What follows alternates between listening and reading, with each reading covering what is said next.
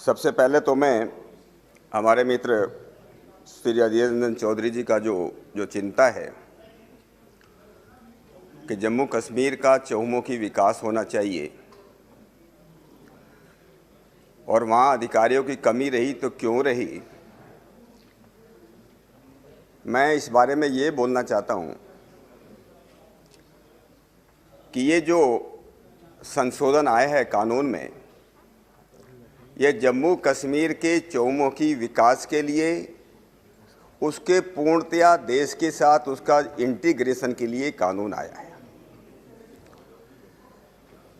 सभापति महोदय, मैं अपनी बात अपने एक अनुभव से शुरू करना चाहता हूँ। 2016 में मैं स्टैंडिंग कमेटी होम अफेयर्स की कमेटी का एक सदस्य था, आज भी हूँ, और हमारी कमेटी कश्मीर के टूर पर गई थी, स्टडी टूर पर गई थी। श्रीनगर के अंदर हमारा जो वीआईपी कन्वॉय था, जिस गाड़ी में मैं बैठा था उसमें मेरे साथ एक लाइजन ऑफिसर के रूप में एक पुलिस इंस्पेक्टर बैठा था।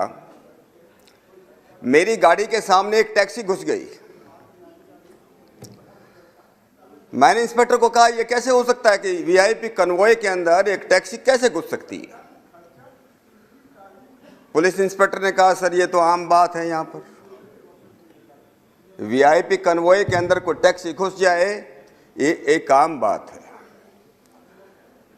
हम एक टूरिस्ट प्लेस पे गए, वहाँ पर कुछ लोगों ने मुझे पहचाना। हमारे गाजियाबाद मेरठ के कुछ टूरिस्ट थे। मुझे पहचान करके, मुझे जानते हुए कि मैं एक पुराना पुलिस अफसर हूँ, मेरे पास आए। उन्होंने कहा कि सर हम लोग ने जम्मू से एक टैक्सी लेकर के यहाँ पर आए, हम पहलगाम जा रहे थे, तो वहाँ से लगभग 10 किलोमीटर पहले वहाँ पर जो है लोगों ने स्टॉप लगा करके रखा है, बैरिकेडिंग किया हुआ, और वहाँ के जो लोकल टूर ऑपरेटर्स हैं, टैक्सी वाले, उन्होंने कहा इस टैक्सी को छोड़ना पड़ेगा, हमारी टैक्सी ही लेना पड़ेगा। ये केवल एक बात की जाए, जितने भी टूरिस्ट स्पॉट जो है जम्मू कश्मीर के अंदर सब जगह यही हालत थी। मेरी जान पहचान का कश्मीर का श्रीनगर में वहाँ के जो आईजी थे मिस्टर जावेद, मैंने उनको ये फ़ोन किया कि कुछ लोगों की ये शिकायत है कि वो इसी के जम्मू कश्मीर की टैक्सी लेकर, दिल्ली की टैक्सी नहीं, जम्मू कश्मीर की टैक्सी लेकर के यहाँ पर घूमने आए हैं, लेकिन हर एक टूरिस्ट स्पॉट पर जाने से पहले लगभग 5-7 किलोमीटर पहले वहाँ के जो लोग हैं उनको जाने नहीं देते, वो गाड़ी को बदलने के लिए मजबूर करते हैं, और उस टैक्सी के लिए जो मन चाहे वो उससे पैसा वसूल करते हैं। वहाँ के आईजी ने मुझे कहा, सर यहाँ तो ऐसे ही चल रहा है, बरसों से चल रहा है, हमारे हाथ में कुछ नहीं है। आज जो बिल ये आ रहा है कि वहाँ के अधिकारियों को ये मालूम चले कि देश के अंदर क्या चलता है, देश के अंदर कानून का राज है तो कैसे है, इस कश्मीर का चतुर्मुखी विकास हो, उसके लिए बिल आया। और इसलिए मैं देश के यशस्वी प्रधानमंत्री मोदी जी का और अपने माननीय गृह मंत्री श्री अमित शाह जी का बहुत बहुत मैं आभार व्यक्त करता हूँ, उनका धन्यवाद करता हूँ। और इसलिए जिसको मैं अंग्रेजी में कहते हैं कि सीमलेस इंटीग्रेशन जम्मू कश्मीर के लोगों का देश के लोगों के साथ कैसा हो, जो थोड़ी बहुत कुछ कमी रह गई थी 2019 के कानून में, उस कमी को दूर करने का ये एक प्रयत्न है। और इसलिए आज पिछले 1.5 वर्षों के अंदर जिस प्रकार से वहाँ इंफ्रास्ट्रक्चर हो, स्वास्थ्य में हो, एजुकेशन में हो, जिस प्रकार से वहाँ पर काम किया गया, उसी के उसमें ये एक उसका प्रयत्न है। अध्यक्ष महोदय, जब जम्मू कश्मीर और लद्दाख का नाम आता है तो एक तरफ मेरे मन में गौरव का भाव पैदा होता है, तो दूसरी तरफ दुख और गलाने का भाव भी आता है। अंग्रेजी में अभी 3-4 दिन पहले हमारे विपक्ष के नेता कह रहे थे, अंग्रेजी में बोल रहे थे कि माई हार्ट ब्लीड्स। अच्छा भाषण दे रहे थे, कई लोगों ने उनको किया। मुझे भी लगता है कि on one side I feel proud, but on the other hand my heart also bleeds.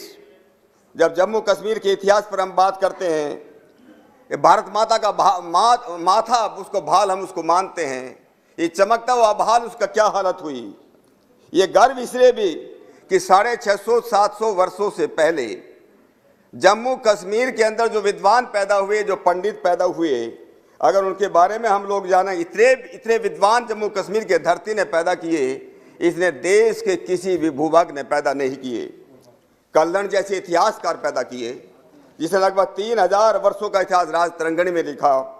चरक, वाघभट, जज्जर जैसे आयुर्वेद आचार्य पैदा किए, लगत जैसे वैदिक ज्योतिषविद पैदा किए, अभिनव गुप्त जैसे साहित्य आचार्य पैदा किए, पंचतंत्र लिखने वाले विष्णु शर्मा जैसे लोग पैदा किए।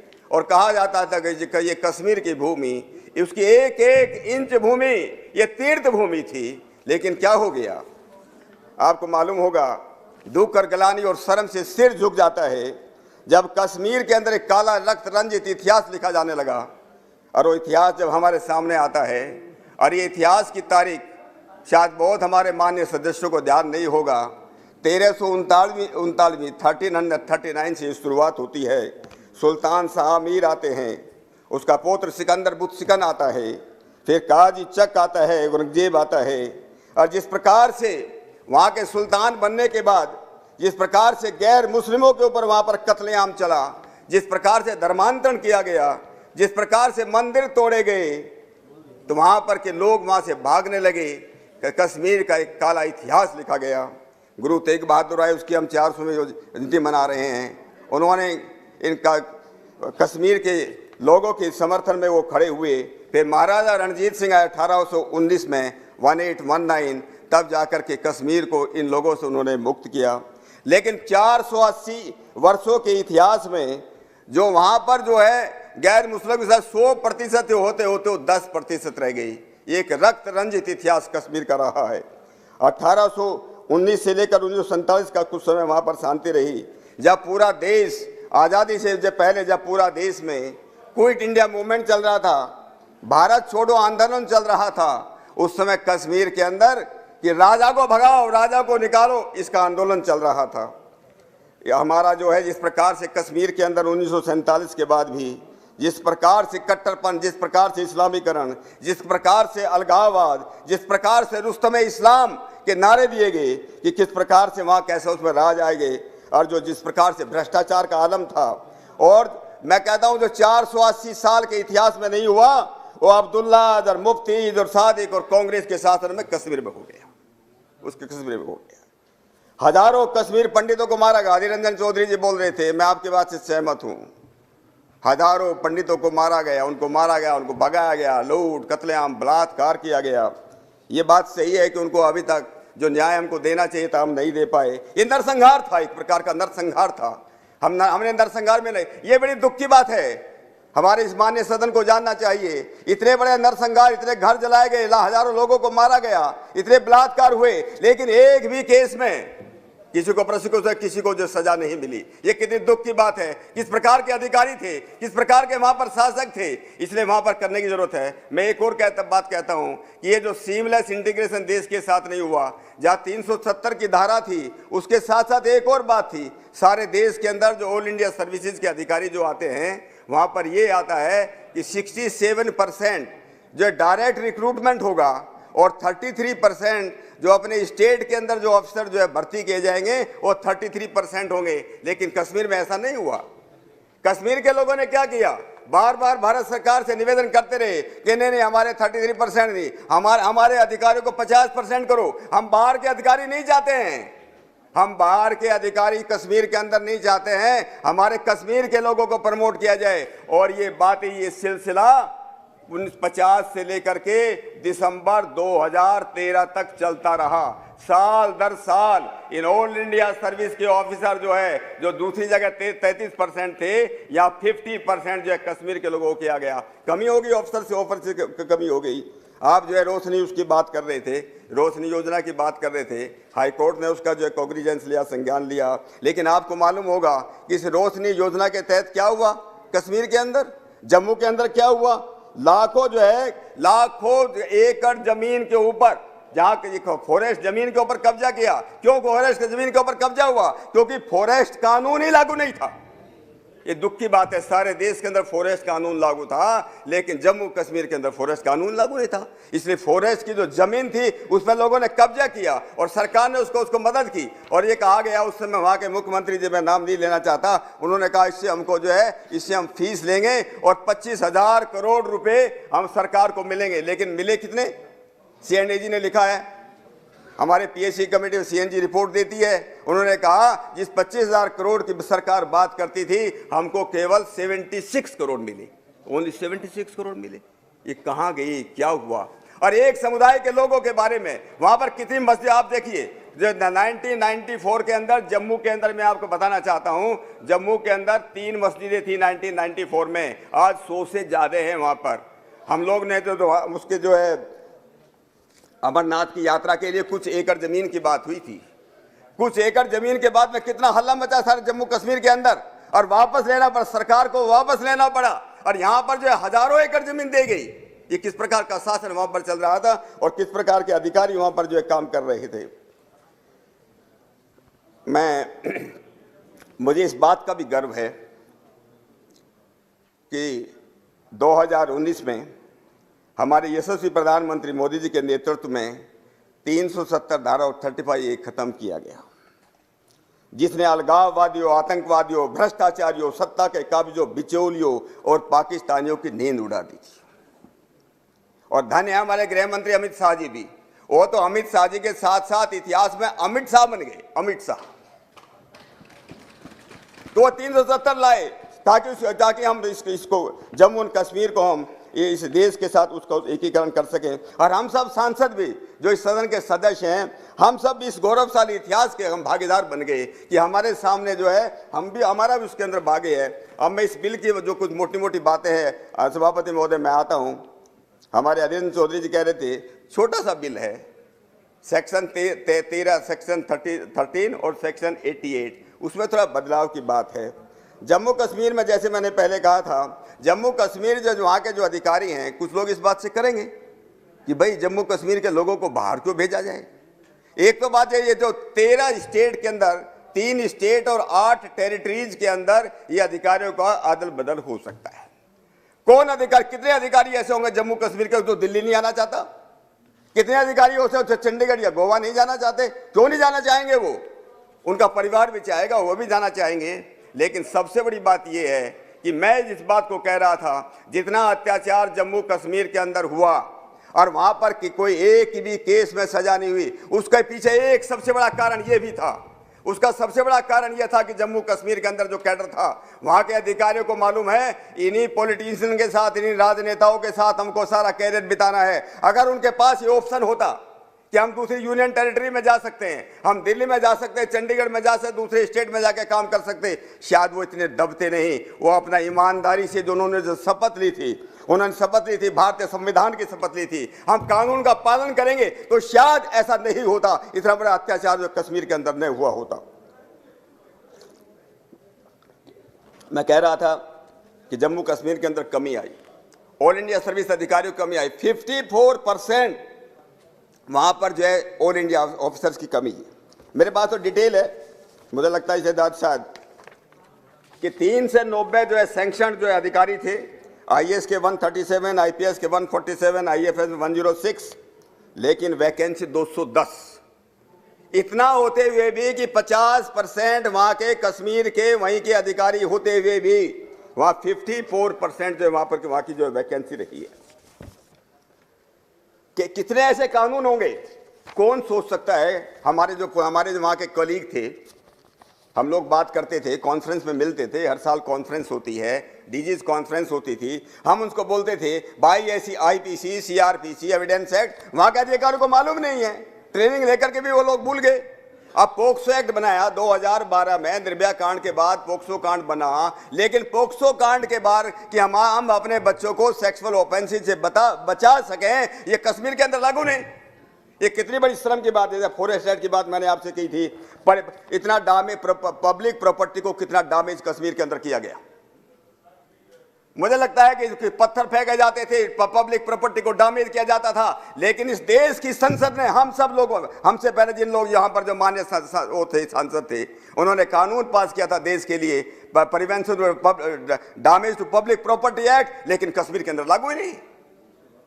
तो इसलिए पब्लिक प्रॉपर्टी का नुकसान होता ना, क्योंकि हम कानून वहां लागू नहीं, क्योंकि कानून वहां लागू ही नहीं थे। वहां हम ट्रांसपेरेंसी की बातें करते हैं, पारदर्शिता की बात करते हैं, सुशासन की बातें करते हैं। हम लोग भी ऐसे कानून लाना चाहते हैं। आरटीआई एक्ट लागू नहीं हुआ, आप लोगों की सरकार ने लाए थे आरटीआई एक्ट।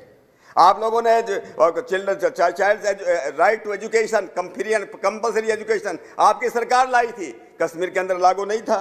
बेनामी ट्रांजैक्शन एक्ट, किस प्रकार से भ्रष्टाचार बढ़ता है उसको लागू नहीं था।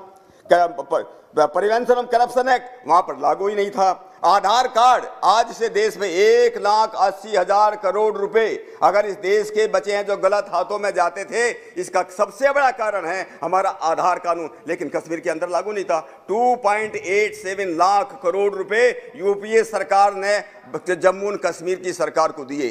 वो कहां गए, कहां वो डेवलपमेंट हुआ, ये क्यों नहीं वो वहां पर डेवलपमेंट हो पाया? क्योंकि हम लोगों ने इस प्रकार के आधार एक्ट जैसे कानून हम लोगों ने वहां पर जो लागू नहीं किए। सोशल जस्टिस के बारे में, राइट टू फेयर कंपनसेशन, किसानों की बातें हम कर रहे हैं, इस सदर में भी हम कर रहे हैं कि लोगों को, किसानों की जमीन ले लो, कुछ भी करो, उनको फेयर कंपनसेशन मिलेगा कि नहीं मिलेगा, कानून लागू नहीं। हमारा जो है उसमें प्रोटेक्शन जो चाइल्ड एक्ट, एजुकेशन मैंने बात किया, डोरी प्रोविजन एक्ट, दहेज के मतलब कानून लागू नहीं। द फैमिली कोर्ट एक्ट लागू नहीं। इंडिसेंट रिप्रेजेंटेशन वीमेन एक्ट वहां पर लागू नहीं। शेड्यूल कास्ट, शेड्यूल ट्राइब, उनके ऊपर कितना अत्याचार होता है, उसका कानून ही नहीं, वहां पर कानून लागू ही नहीं होता था। मेडिकल टर्मिनेशन प्रेगनेंसी एक्ट लागू नहीं। मुस्लिम women protection of rights act वहां पर लागू नहीं। Prohibition of child marriage act वहां पर लागू नहीं। एम्प्लॉय प्रोविडेंट फंड, हमारे लेबर क्लास के उनके प्रोविडेंट फंड का हम रक्षा कर सकें, ये वहां पर लागू नहीं। क्या इन अधिकारियों को इस बात का एक्सपोजर देने की जरूरत नहीं है कि सारे देश के अंदर ये कानून लागू हैं? क्या उस देश के जम्मू कश्मीर के लद्दाख के अधिकारियों को ये हमको बताने की जरूरत नहीं है कि देश के अंदर किस प्रकार का कानून चाहिए, कैसे देश के लोगों को जो है किस प्रकार के सुशासन लाया जाए, कैसे लोग सोशल सामाजिक जो है न्याय दिया जाए? आज इस बात की जरूरत है कि जब ये लोग हमारे जो अधिकारी वहाँ दूसरे उसमें आएंगे, यूटीन का जो कैडर जो मर्ज हुआ है, मैं कहता हूँ बहुत अच्छी बात है, ये 1.5 साल कोई बात नहीं है, ये हुआ है, बहुत अच्छा हुआ है। वहाँ के अधिकारी बड़े खुश होंगे, उनको भी सीखने को मिलेगा। जब सीखने को मिलेगा, हमारी जो डेवलपमेंटल जितनी हमारी एक्टिविटीज़ हैं, सेंटर से स्पॉन्सर्ड जितनी स्कीम है, दूसरा जो सोशल जस्टिस की जितनी स्कीम है, उनको अच्छी तरह लागू करें, क्योंकि हमारा एक ही बात है। एक और बात मैं आपको कहना चाहता हूँ, मैं क्योंकि अधिकारी रहा हूँ इसलिए मैं इस बात को कहना चाहता हूँ। बहुत बार हम किसी अधिकारी को, किसी कर्मचारी को अगर हमको सजा देना चाहते हैं, डिपार्टमेंटल सजा देना चाहते हैं, हम चाहते हैं उसको हम बाहर उसका हम ट्रांसफर कर दें, लेकिन ट्रांसफर कर ही नहीं सकते, जो कैडर उसका नहीं था। आज हमारे पास, सरकार के पास ये ऑप्शन खुल करके आया है। अगर जम्मू कश्मीर के अंदर, लद्दाख के अंदर कोई अधिकारी अगर सरकार के उस हिसाब से, कानून के हिसाब से अगर काम नहीं करेगा, उसकी बदली कल को जाए अरुणाचल प्रदेश में हो सकती है, उसको अंडमान निकोबार में हो जा सकता है। वो अधिकारी, उनके पास मोरल राइट भी होगा। जहां राजनेताओं का विरोध करने की उनके पास ताकत आएगी, वहां सरकार के पास भी ऑप्शन होगा। अगर वो काम ठीक से नहीं करेंगे और जम्मू कश्मीर के अंदर, श्रीनगर में बैठकर या लद्दाख में बैठ करके रहेंगे, और जाकर के उनकी पोस्टिंग जो है गोवा के अंदर भी हो सकती है। तो मेरा कहने का मतलब, रिवार्ड और पनिशमेंट के हिसाब से लोकहित के उसमें और सारे देश के अंदर कि एक रूपता आ सके, एक यूनिफॉर्मिटी आ सके, कि सारे देश के अंदर जितने कानून हैं वो जम्मू कश्मीर और लद्दाख के अंदर लागू रहेंगे। जिस प्रकार से सारा देश जो है विकास की गति में आगे बढ़ रहा है, विकास की एक अच्छी यात्रा कर रहा है, जो हमारा जम्मू कश्मीर इतना पीछे पिछड़ गया हमारे अपने कारण, हमारे राजनेताओं के कारण, और जिस प्रकार अधिकारियों की कमी के कारण, और उन अधिकारियों को जिस प्रकार से कूफ मंडूक बना दिया गया। देखिए, मैं इस बात को जरूर कहता हूं, एक बात कहकर अपनी बात को समाप्त करना चाहता हूं सभापति महोदय।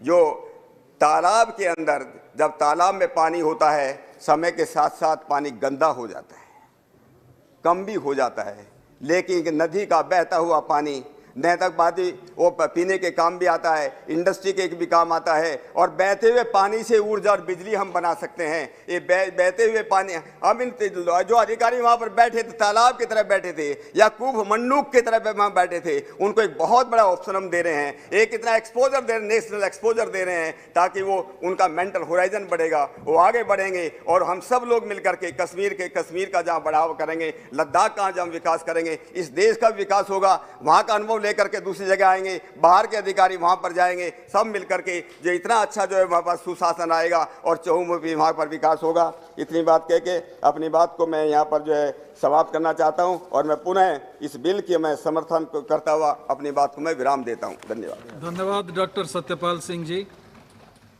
Next speaker Shrimati T Sumathi. Thank you, Honorable Speaker, sir.